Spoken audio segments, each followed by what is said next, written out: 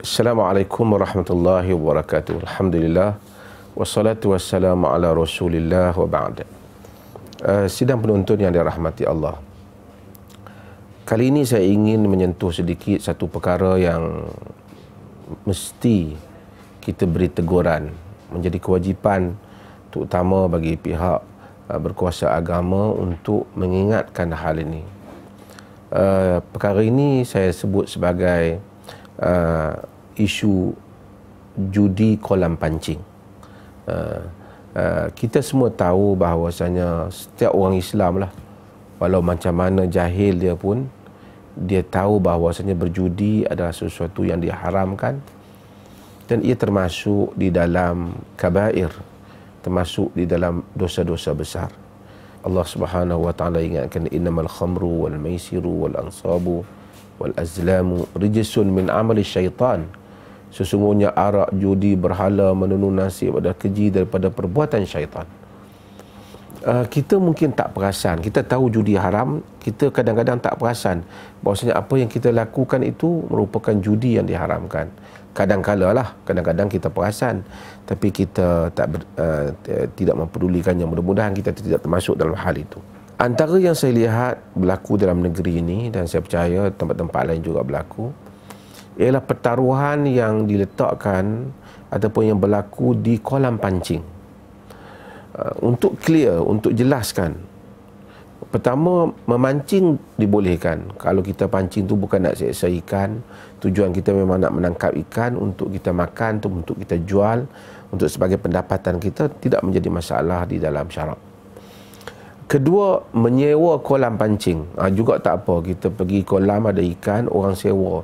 Siapa nak masuk kena bayar. Tak apa. Sewa alat memancing juga tidak mengapa. Yang berlaku yang salah ialah apabila kita meletakkan wang pertaruhan untuk membolehkan kita mendapatkan hadiah yang lumayan. Maksudnya, kita pergi 100 orang ke 50 orang, letakkan satu yuran penyertaan, yang mana yuran penyertaan itulah yang akan dijadikan sebagai habuan bagi pemenang. Itu adalah perjudian. Dia sama saja macam kita pergi tikam ekor dan seumpamanya, di mana mereka akan collect daripada duit-duit yang dibayar itu, akan dijadikan sebagai wang ataupun akan dijadikan sebagai bayaran kepada hadiah yang diberikan. Ini berlaku hatta di negeri kita. Saya lihat sehingga panjang kereta.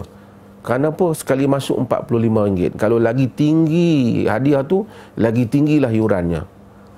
Mereka tangkap, bahkan ada kolam ikan yang mana ikan itu ditangkap ataupun dipancing, selepas dapat dilepaskan semula hanya untuk ditimbang. Selepas ditimbang untuk ditentukan siapakah pemenang. Satu kali masuk bayaran ada sampai RM50. Kalau 100 orang sudah berapa ribu, dan peserta akan dapat, tentulah penganjur juga akan dapat. Ia bukan yuran masuk kepada tempat pertandingan. Kalau masuk yuran untuk bayar facilities di sudut kita nak bayar makan dan minum, itu diizinkan. Tetapi ia adalah wang untuk membolehkan, dalam arti kata yang menang memperoleh wang yang banyak, yang kalah akan kerugian. Maksudnya RM50 burn, hangus. Bukan hangus kerana menggunakan facilities, tapi hangus kerana dibayar kepada pihak yang menang. Itu adalah hakikat judi, perjudian yang diharamkan oleh Allah Subhanahu Wa Taala, dan dia menjadi ketagihan akhirnya. Macam orang pergi letak duit RM50, RM50, RM50, 4 orang, siapa menang, duit tu dapat pada dia. Lawan dam ke, dia lawan chess ke, dia lawan apa saja. Hakikatnya itu adalah judi. Dan ini mesti dihentikan. Kena sensitif.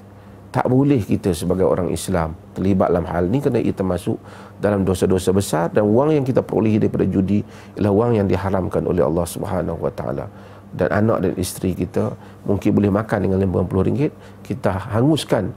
Bukan kerana hobi memancing, hakikatnya memang memancing dibolehkan, tetapi kerana pertaruhan yang kita letakkan di kolam pancing. Itu yang saya namakan dengan judi kolam pancing. Namun jika sekiranya hadiah itu datang daripada pihak yang ketiga yang tidak terbabit dengan pertandingan tersebut, iaitu seperti penganjur memperolehi hadiah daripada syarikat-syarikat tertentu yang bukan hadiah itu diambil daripada wang yang diletakkan, wang itu digunakan untuk kemudahan yang lain, bukan untuk hadiah, maka itu tidak mengapa. Yang mudah-mudahan rakyat negeri ini memberikan perhatian dan mengelakkannya.